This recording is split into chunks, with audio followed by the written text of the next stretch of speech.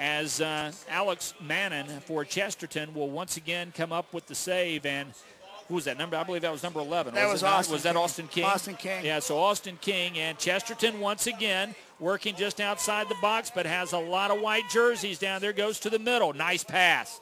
Coach, what do we see here? What are you looking for? Well, just trying to get the ball, keep possession of the ball, keep the ball on the ground, play the ball to feet, and like that, get the ball inside the box. Both teams, as the game goes on now, they're going to start getting tired again. And both coaches were hoping that, somebody would put a ball in the back of the net in the first 10, 15 minutes because they're tired. You're going to start seeing substitutions come in, keeping fresh legs in. But the key is get this ball on the ground, get control, get it outside and serve it in the box and try to get that opportunity. And what Cole did, shoot from 25 yards out. Try to catch a keeper off guard. Anything counts right now. Anything counts. Evansville Memorial has two substitutions waiting to come in. Number 15, Tyler Veith, will be in, as will number 6, Max Lakawecki. So those two are in. Coming off for Memorial, looks like number 11, Austin King, will come off, as will number 16, Ryan Kiefer. So back to the bench as the ball headed away, as Evansville Memorial looked to go inside. I couldn't help but notice when Chesterton was trying to drive the ball deep, and of course, we didn't see any of those white jerseys inside the box. Coach, they couldn't be, as the shot is saved once again by Alex Manning. Coach, they couldn't be. The way the defenders were set up for Memorial, had any of the white jerseys gone into the box, they'd have been offside as soon as the ball had been passed to them. So great tactical move there defensively. And both defenses, are very organized. They're very conscious not to leave too much room between them and the ball, and they're making sure that they're pulling up and they're marking up very tightly. So there's not a lot of room out there, and that's what's making this more difficult to score in, because it's very, very tightly marked, and both defenses are doing a very good job. I've got to commend both coaches on the ability to use so many personnel in such a big game. I dare say we have probably seen a minimum of 15, maybe 17 players used by each squad, maybe more than that. And like I said before, playing 2 games in a day, it changes your coaching tactic. Where normally in tight games, you may be going 3-4 deep on the bench, but because these guys are putting out so much energy and so much effort, they have to keep fresh legs in and rotate 15, 16, 17 deep on their bench, and that's what you're seeing. Well, Tyler Veith, he is a 15-year-old sophomore and getting some great experience out there. These two clubs, as we look at the starters, Coach, very veteran teams.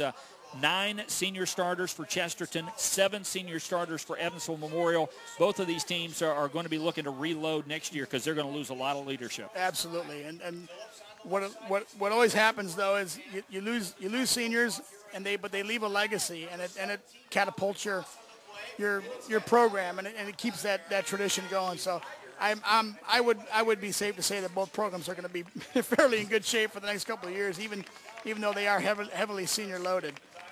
North Central, who of course lost in the semifinals earlier today to Chesterton in the sudden death shootout.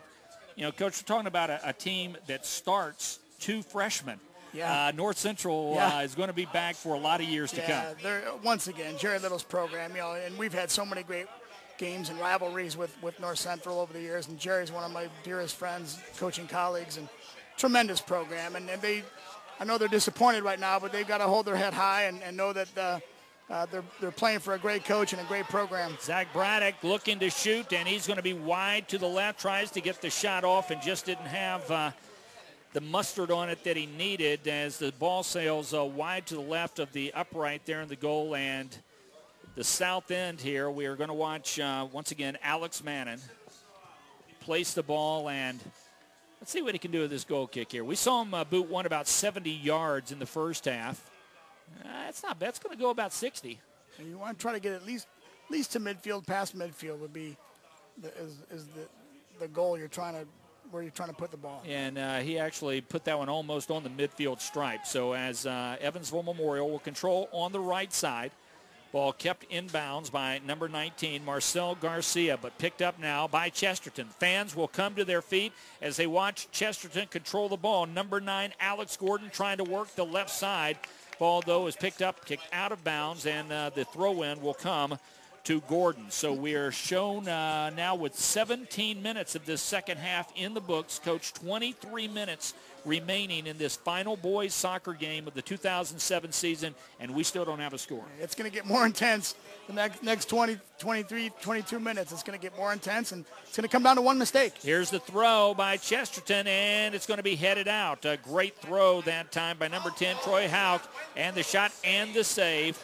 So Trey Wilgus once again racks up another save. His numbers are really impressive, but not so much his saves, but his goals allowed. Yeah, just coming phenomenal. into Just the finals phenomenal. weekend, .24 a game, and that number went down even more because he had another shutout earlier today. He's just so solid for him back there, and he's doing it again tonight. And both keepers are key. You know, who knows where this game's going to wind up and how it's going to end.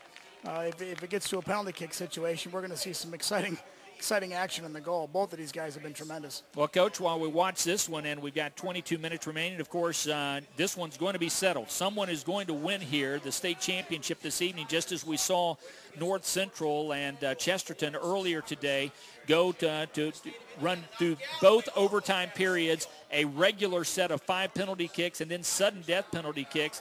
That one was decided took nearly an hour longer for Chesterton to gain its way into this finals match than it did for Evansville Memorial. But either way, this thing will be decided before we leave here this evening. Absolutely. And you know, again, their legs are going to get heavy. It's cooler out there.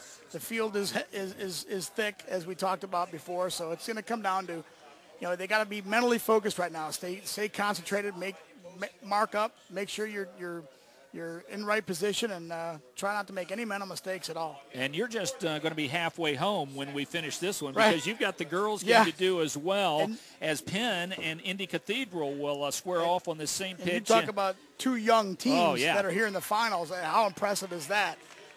So that'll be exciting too. That two teams that, you know, haven't been here in so long. And we were talking in Cathedral's win over Center Grove. I don't know if I've ever seen the complexion or personality of a team change more during one halftime than I did with Cathedral, because they played the first half as one team, then came out in the second half and just physically just blew Center Grove off the field. And it'll be fun to watch.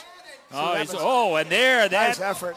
Is that going to draw anything? Let's see. We have had the Chesterton keeper, Alex Manning, make contact with one of his players. That is with number 13, Adam Stuber. So Stuber and Manning, as Manning comes out and makes the grab, look like they, I think he may have gotten him with his knee or his elbow. It did not look like they made head-to-head contact. Yeah, they collided bodies, but Manning did a heck of a job hanging on to that ball. That ball was coming through, and he did a great job coming off the line and pulling it out. Well, once again, ball inside. Here's Evansville Memorial in the box, but the ball is kicked away. Nice defensive stop there by Chesterton, as here we've got Memorial on the attack once again, left side. Going to try to move the ball into the box. The cross.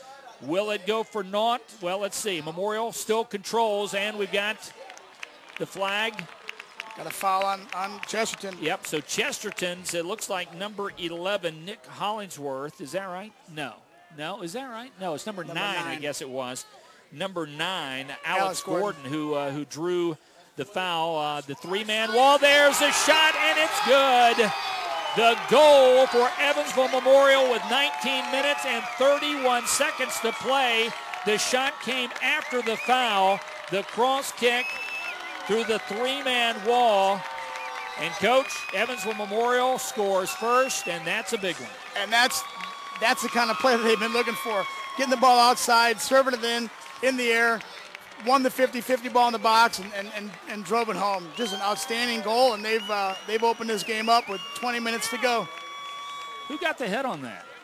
Did you see who got the head on that? I could be wrong, but I thought it was Fuchs. Okay, well, we'll wait to get confirmation of that. You know, I noticed the coach, as soon as the score came, he came out, the Memorial coach came out to the line and started calming everybody down very quickly. I was very interested in the fact that he was trying to get everybody calmed down real quick. Yeah, what has to happen is you just very tight game this whole game, and you just scored a goal, and you want to make sure you let your team know there's a lot of time on this game, a lot of time on the clock, and you don't want to get too excited. You still got to maintain 20 more minutes.